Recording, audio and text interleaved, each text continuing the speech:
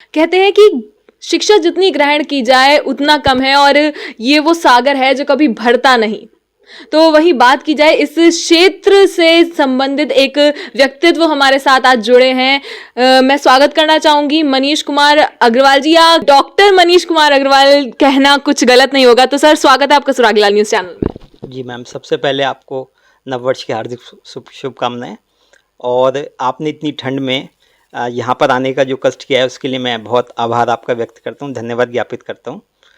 और ये एक अच्छा फील हो रहा है कि पीएचडी 4 साल 5 साल की मेहनत के बाद में, और काफ़ी समय से ये चल रहा था कि पीएचडी ज़रूरी होती है हमारे फील्ड में, तो वो मेरा पूरा हो गया। तो मैं खुद भी खुश हूँ, बहुत खुश हूँ जी। तो सर, आपको बहुत बहुत बधाई। और सबसे पहले तो एक सवाल मैं आपसे करना चाहूँगी कि जैसे आपने मोनार्ड विश्वविद्यालय से अपना पीएचडी कंप्लीट की है मैनेजमेंट में, तो क्या आपका उसमें जो टॉपिक रहा वो क्या रहा? मैम, टॉपिक, चूँकि मैं हायर एजुकेशन से जुड़ा हुआ हूँ और जो मेरे कॉलेज में सब्जेक्ट होते हैं that are related with the decision science, तो मैंने एक ऐसा कॉम्बिनेशन टॉपिक का बनाया कि उसका टॉपिक पूरा है मेरा study of decision making of management in higher education institutions. तो वो एचआर का टॉपिक भी है और स्टैटिस्टिक्स से भी कोरिलेट करता है। तो इस तरीके का टॉपिक है। और ये कुमाऊँ जो हमारा रीजन है, ये मेरा क्षेत्र रहा है जो मैंने स्टडी करी है। यहाँ पर बहुत कम ऐसी स्टडी थी क्योंकि मैं हायर एजुकेशन से रिलेट करता हूँ और मैनेजमेंट बहुत इंस्टीट्यूट में, जैसे मेरा अपना इंस्टीट्यूट है, वहाँ का मैनेजमेंट बहुत कोऑपरेटिव है और सारी चीज़ें हैं, पर सारे मैनेजमेंट में जितना भी काम हमारा है सारा that are relate with the right decision making. Top management जो डिसीजन करता है उसका जो भी हमारे स्टेक होल्डर्स हैं, फैकल्टी मेंबर्स हैं, स्टाफ मेंबर्स हैं या स्टूडेंट्स हैं, उन सब पे उसका इम्पैक्ट आता है। और कहीं भी किसी इंस्टीट्यूट की ग्रोथ के लिए ये जो डिसीजन मेकिंग है ये एक अपने आप में बहुत मायने रखती है। दूसरा जो मेरी स्टडी रही वो प्राइवेट सेक्टर और पब्लिक सेक्टर में रही। गवर्नमेंट कॉलेजेस में क्या डिसीजन मेकिंग होती है, कैसे हम काम करते हैं, प्राइवेट सेक्टर में कैसे होता है और कौन से सेक्टर में हम ज़्यादा अच्छा काम कर सकते हैं, ये एक हाइपोथेसिस थी वहाँ पर। और भी 3-4 हाइपोथेसिस हैं। तो इसमें जैसे हमारे कुमाऊँ रीजन में 47 हमारे गवर्नमेंट कॉलेजेस हैं और 50 करीब हमारे प्राइवेट सेल्फ फाइनेंस इंस्टीट्यूट हैं, और एक सेमी गवर्नमेंट इंस्टीट्यूट है जो काशीपुर को ही गौरव प्राप्त है, चंद्रावती तिवारी कॉलेज जो है। तो इन सारे इंस्टीट्यूट को सारा तो नहीं हो सकता था, पर मेरे 15-25 कॉलेजेस इसमें रहे हैं, 12 प्राइवेट और 13 गवर्नमेंट कॉलेजेस जो स्टडी हुई है।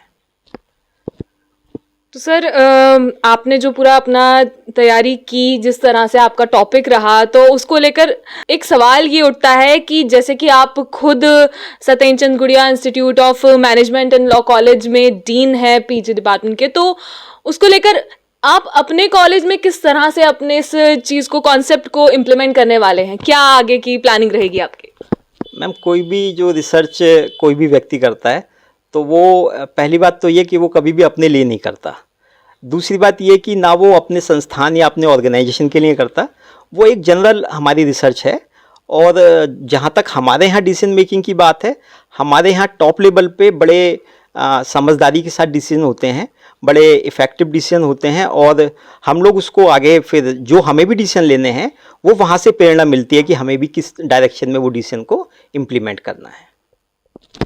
सर, वहीं बात करें कि क्या क्या कोर्सेज आपके यहाँ पर हैं, वो भी कुछ थोड़ा सा हमें बताइए ताकि पब्लिक को भी पता चले कि क्या क्या कोर्सेज हैं जिनको आप डील करते हैं, साथ में वहाँ पर कौन कौन से कोर्सेज हैं स्पेशली। मैम, मैं एमबीए डिपार्टमेंट में हूँ और हमारे कॉलेज में 3 एक तरीके से कॉलेज हैं। एक एमबीए कॉलेज है जो हमारा जुड़ा हुआ है उत्तराखंड टेक्निकल यूनिवर्सिटी से।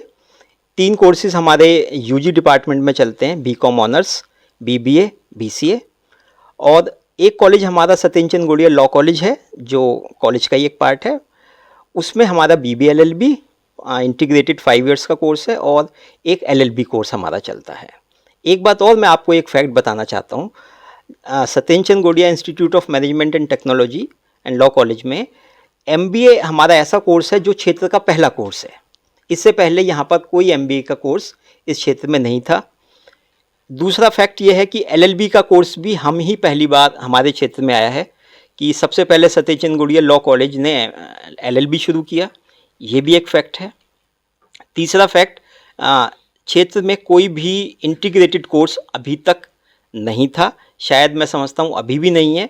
हमारे पास पहला हम कॉलेज ऐसा है जो BBA LLB 5 year integrated course हम चला रहे हैं। बाकी 6 कोर्सेज हमारे पास हैं जो चल रहे हैं कुल।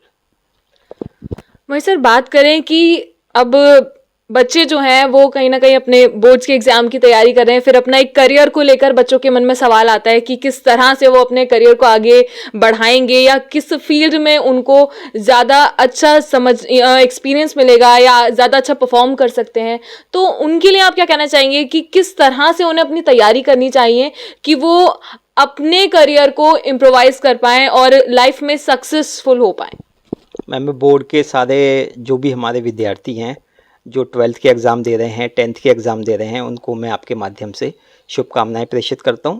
और उन बच्चों के लिए, चाहे वो साइंस स्ट्रीम के हैं, तो हमारे पास एक BCA का कोर्स होता है जिसमें मैथ वाले स्टूडेंट एडमिशन ले सकते हैं।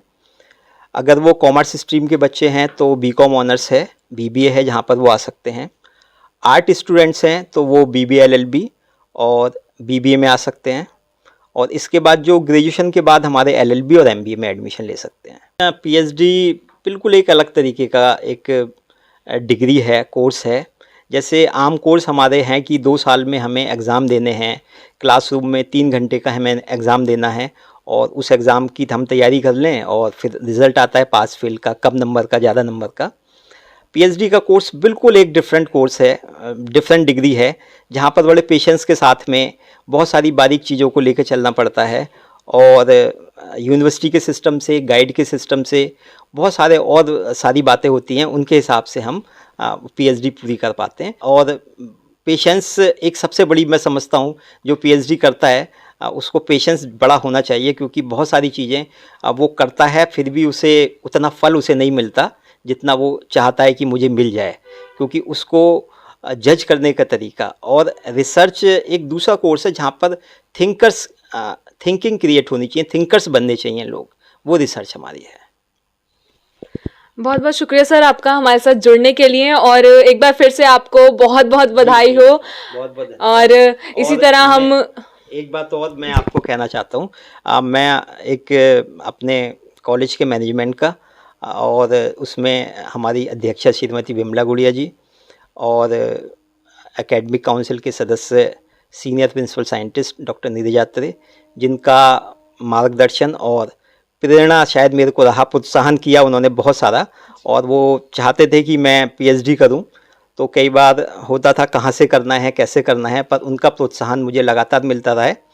और डॉक्टर दीपिका गुड़िया अत्रे जो कॉलेज से मैनेजमेंट में हैं और चंद्रावती तिवारी महाविद्यालय में उप प्राचार्य हैं, उनका सबका स्नेह प्रोत्साहन मुझे हमेशा मिला है। मेरे फैकल्टी मेंबर्स का, साथ ही जो भी मेरे फैकल्टी हैं, स्टाफ हैं, और मेरे माता पिता, मेरे बहुत कुछ खास मित्र हैं, मैं शायद नाम नहीं लूँगा, पर वो उनके सहयोग के बगैर ये संभव नहीं था। वो हैं मेरे माता पिता, मेरी पत्नी का बहुत बड़ा सहयोग है, और परिवार का तो होता ही है इसमें। हमने आज सुना भी था कि आज कॉलेज में भी बहुत ही सबने बधाइयाँ आपको दी हैं और लगातार कॉन्ग्रेचुलेटरी मैसेजेस जो हैं वो आपके पास आ रहे हैं, तो उसके लिए भी आपको बधाई और बहुत बहुत धन्यवाद हमारे साथ जुड़ने के लिए। तो मैं अनुश्री बहादुर सुरागीलाल न्यूज़ चैनल से आज हमारे साथ जुड़े मनीष कुमार अग्रवाल, जिन्होंने कि हमें बताया कि किस तरह से उन्होंने अपनी PhD कंप्लीट कर लिया, तो अब वो डॉक्टर मनीष कुमार अग्रवाल बन चुके हैं। तो जुड़े रहिए इसी तरह हमारे साथ सुरागीलाल न्यूज़ चैनल से। मीडिया प्लेटफॉर्म्स पर सब्सक्राइब, लाइक और फॉलो कर सकते हैं। धन्यवाद।